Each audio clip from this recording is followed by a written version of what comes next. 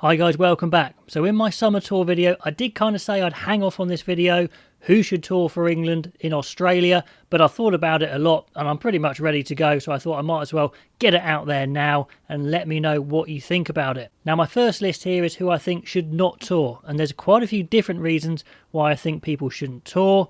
First of all, I think rest. Quite a few players I think have played a lot for England, a lot for their clubs, and of course, they've come all the way from playing for the Lions as well, some of these guys. So I'd definitely rest Itoje. He's played a load. He's got nothing to prove. We know he's integral to England and we know he starts if fit. So I just think there's no point taking him.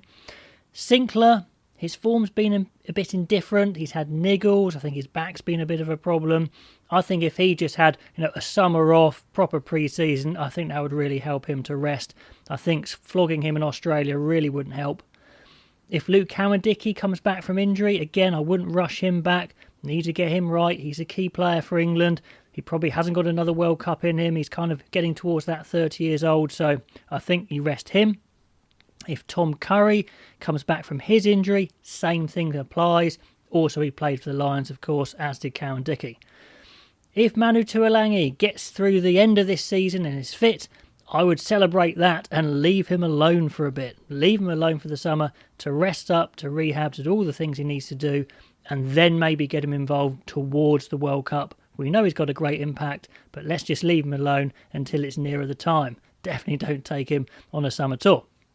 Same with May, same with Watson. If they come back from their injuries, leave them alone. We know what they can do.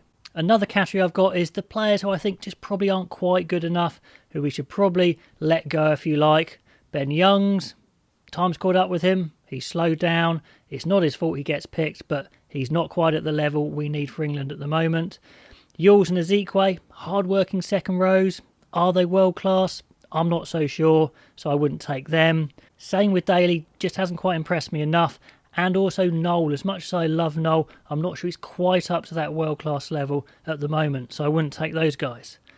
There's a few other guys who I think are in the mix who I'm just not sure are going to be physically ready for the World Cup in 18 months. George Martin, Chesham, Alex Groves is a player I'm certainly interested in, second rows.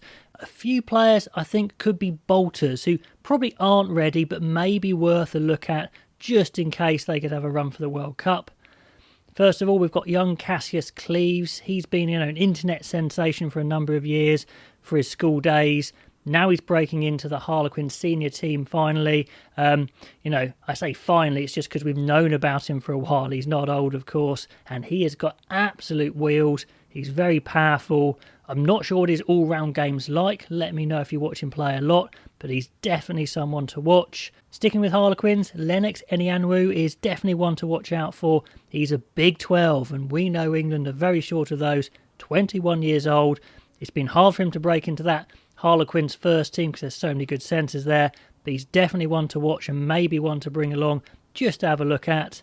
And another one maybe worth a look at as a bolter is Henry Arundel, the fullback for the under-20s. He super impressed me as well. Not sure they're quite ready yet, but certainly as a bit of a punt, maybe those guys are worth looking at. Another list of guys who I think are good enough and could definitely make the World Cup, although I'm not sure 100%.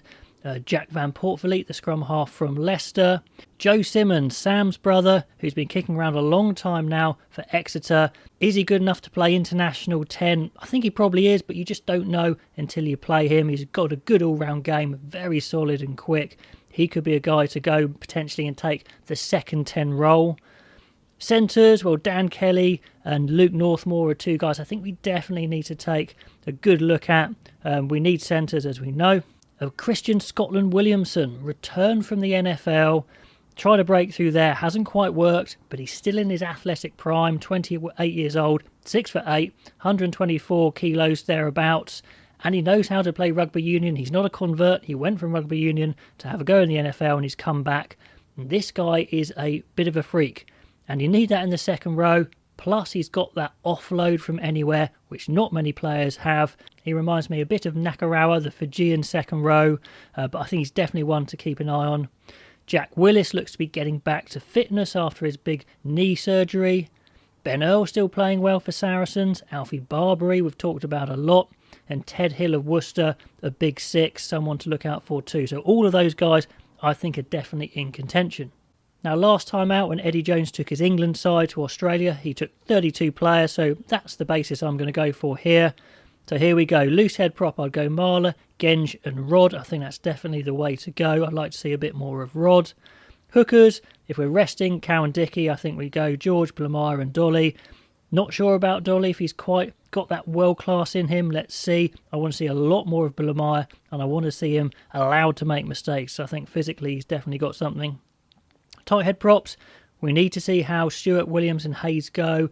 Are they good enough to take over from Sinclair?